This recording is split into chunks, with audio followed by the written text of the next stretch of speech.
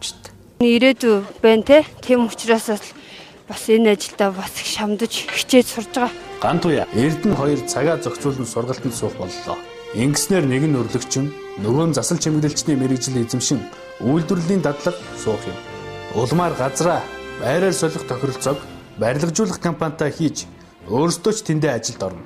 Баянзүрх дүүргийн 14 дугаар хооронд хийсэн судалгаанаас үзэхэд нийт өрхийн 63.8% нь газраа орон сууцаар солих хүсэлтэй байгаагийн нэг нь тэднийх.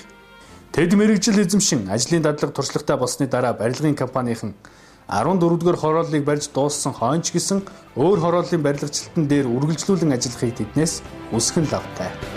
Өрлөгчний цалин 520 мянган төгрөг, засал чимэглэлчин 400 мянган төгрөгийн дундаж цалинтай гэж үзвэл Эрдэнийн өрхийн орлого мэрэгжил эзэмшсэний ачаар 920 мянган төгрөг болж даруй 3 дахин өснө.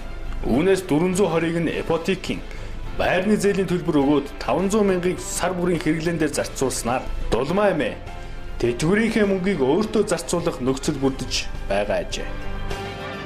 Хороолол баригдахад тэд газраараа арилцсан 2 өрөө байрандаа орно.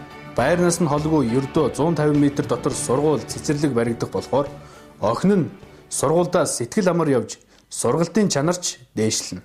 Харин дүү нь өдөржин гэртээ өнжих шаардлагагүй болох тул ээж нь сэтгэл амар ажилдаа яв.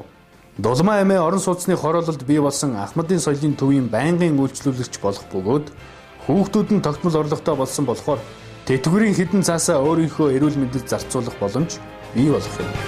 Энэ бол засгийн газраас орон сууцчлах ажлыг цогц байдлаар шийдэхийн ач тус дүр зураг билээ.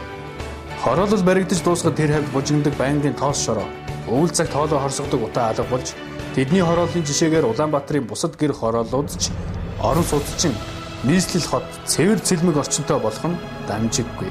Яг ийм загвараар дархан Эрдэнэт бусад суурьшлийн төвүүдүүд орон сууцчлалт явагдах бөгөөд 100 мянган айл эхний ээлжинд орон сууцнд шилжинэ.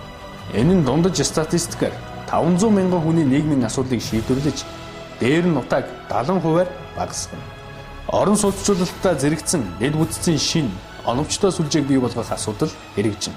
Нийт 5572 км замыг шинээр барих ажлын өртгийг 100 мянган айлын орон сууц төсөлд багтаасан болно. Улаанбаатар хотын дотоод авто замын 80% нь 15-аас 25 жилийн насжилттай болж ашиглалтын хугацаа дууссан. Эвдэрч хэмцсэн байдалтай байгааг шинжлэхэд $910 сая шаардлагатай байгааг ч энэ тооцоонд багтаасан. Нийслэл 350 км замыг шинжилэн 212 км зам шинээр тавьж 7 цэгт 2 төвшний уулзуур барихаар төлөвлөж байгаа юм.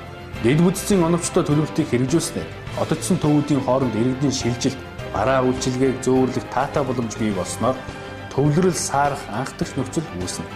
Олон толгуур төвлөрлөө даган үйлдвэрлэл, үйлчилгээ бий болж ажлын байр нэмэгдэнэ.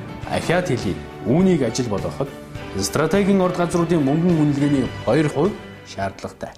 Энэ мөнгийг олон улсын санхүүгийн орчинд хэрэгэлдэг, барьцаалах, баталгаа гаргах замаар олж болно.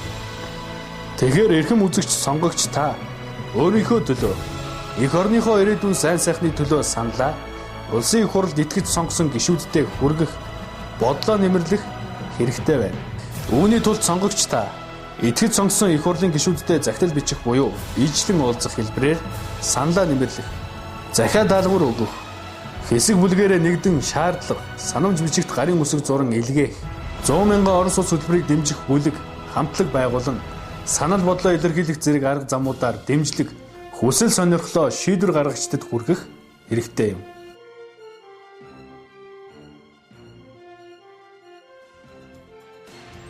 Нийслэлийг чиглэсэн шилжилт хөдөлгөөний үндсэн шалтгаан нь хөдөөд ажлын байр, тоглох сууц, төрийн болон ахуй соёлын үйлчилгээ хангалтгүй түвшинд байгаатай шууд холбоотой нь судалгаанаас харагдаж байна.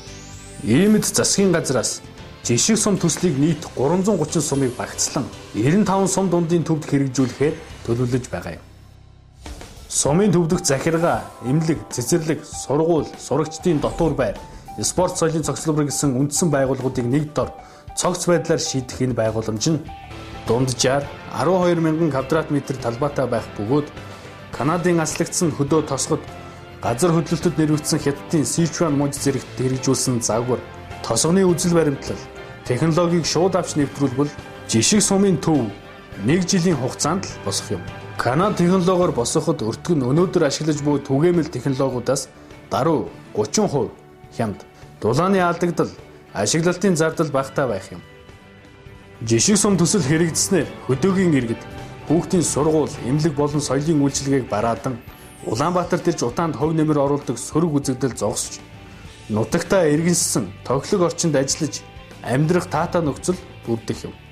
Тэгээд ч хот суурин газар руу хүссэн үедээ саадгүй хүрэх сайн дэд бүтэц зам харгуу бий болсон байх тул сэтгэл төвшин нутагтаа сууршина. Ингэснээр хотыг чиглэсэн их нүүдэл саарах нь тодорхой юм. Ирээдүйд болох орлогоо барьцаалан авръя. Эрхэм үзэгч, иргэн, сонгогч таны санал шийдвэрлэх үүрэгтэй. Та нэн даруй итгэж сонгосон их хурлын гишүүдтэй хандаж энэ төслийг хэрэгжүүлэх нөхцөл боломжийг бий болгохыг шаардах эрхтэй. Хэрвээ бид 100 мянган айлын орон сууц хөтөлбөрийг дэд бүтцийн сүлжээтэй хамт хэрэгжүүлж эхлэхгүй бол асуудал дараах байдлаар үргэлжилнэ. Агаар өрсний бохирдол жил бүр 28%-аар өссөөр гамшиг тарьсаар байх болно. Жилд 90.7 мянган хүн амьсгалын замын өвчнөөр өвчилж, эмчилгээний зардал 4.8 тэрбум төгрөг болдог. Хөрсний бохирдол нь алдуурт болон харшлын өвчний гол их хурхай болж байгаа юм. Агаарын бохирдолд утаанаас илүүтэйгээр нөлөөлж, жилийн турш тогтвортой бохирдуулж байгаа зүйл бол тоос. Агаарын бохирдлын 53% нь тоос болохыг судалгаа харуулжээ. Утаа агаарын бохирдлыг арилгах гэхдээ монголчууд жил бүр элдвийг сэдсээр мөнгөө үр дүнгүй цацаар байх болно. Утаагүй түлш, сайжруулсан зуух, дулаан алддаггүй гэрийн бүрээс цахилгаан халаагур, агаар цэвэршүүлэх төхөөрөмж, тэрч бүхэл уул нүклэх, асар том агаарын сорвол босгох гээд зүсэн зүйлийн санаачлагууд хийрхэл ундарсаар, иргэд бухимдсаар байх болно. Нийслэлийг чиглэсэн шилжит хөдөлгөөн нэмэгдснээр түүнийг сааруулах боломж улам бүр багассаар Улаанбаатар орчмын байгаль экологийг суурилт хүргэнэ. Нийслэлийн орон сууцны хороолол ба гэр хорооллын харьцаа 90-10 гэсэн хэмжээнд хүрч бид эсгийн нийслэлтэй гэдгээ ахин тунхаглана. Орон сууцчлалт 1921 оны түвшиндээ буцаж, ядуурл, ажилгүйдэл туйлдаа хүрч, нийгмийн бухимдал гаарна. 5 жилийн дараа гэхэд нийслэлд эрүүл уушигтай хүн цөөн үлдэж, нөхөн сэргээгдэшгүй байгаль экологийн нөхцөлтэй дулгарна. Тийм болохоор ирээдүйд орлох орлогоо барьцаалан авръя. Ердөө 2%. Утаа, ядуурл, ажилгүйдэл ус том.